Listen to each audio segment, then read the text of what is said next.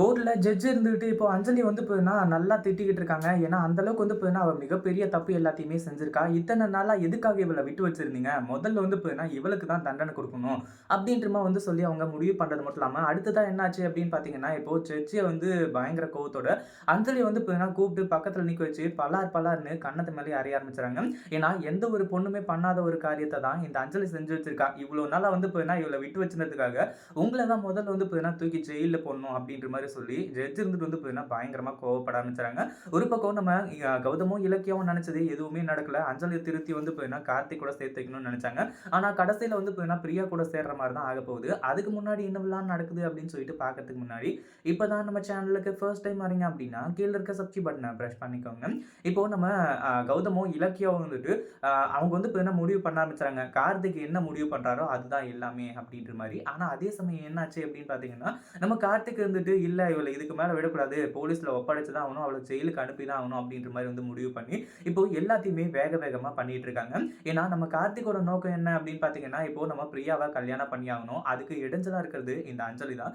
அவள கூட்டிட்டு போயி எல்லா ஆதாரத்தையும் வந்து பார்த்தீங்கன்னா காட்டி கோர்ட்ல வந்து பார்த்தீங்கன்னா நிரூபிச்சுட்டோம். அதாவது அவளுக்கும் தனக்கும் வந்து பார்த்தீங்கன்னா எந்த ஒரு சம்மந்தமும் இல்ல. அப்படின்னு சொல்லிட்டு வந்து பார்த்தீங்கன்னா, விவாகரத்து வாங்கிட்டோம் அப்படின்னா போதும். ஈஸியா வந்து பார்த்தீங்கன்னா, எல்லா விஷயங்களும் முடிஞ்சிரும். அதுக்கப்புறம் வந்து பார்த்தீங்கன்னா, யாருக்கும் எந்த ஒரு டவுட்டும் வராது. எதுவுமே வந்து பார்த்தீங்கன்னா பண்ண முடியாது. அப்படின்ற மாரி வந்து சொல்லி இந்த மாரி வேலை எல்லாத்தையுமே செஞ்சுட்டு இருக்காங்க.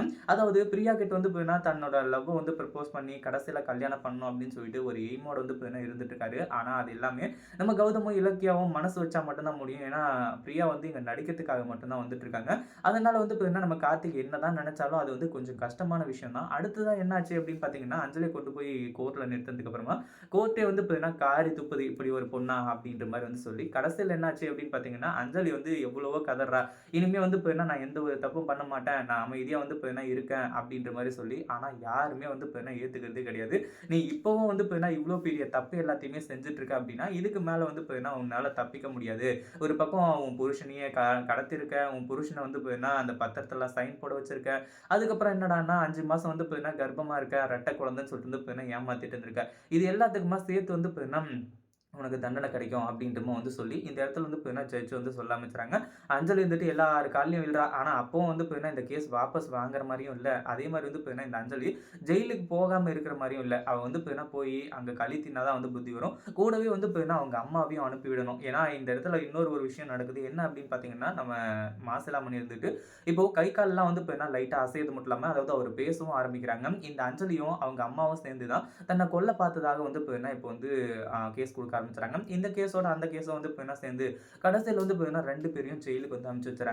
இத பத்தி நீங்க என்ன நினைக்கிறீங்க? இந்த வீடியோ புடிச்சிருந்தா லைக் பண்ணுங்க, ஷேர் பண்ணுங்க. இப்பதான் நம்ம சேனலுக்கு ஃபர்ஸ்ட் டைம் வரீங்க அப்படின்னா சப்ஸ்கிரைப் பண்ணிக்கோங்க.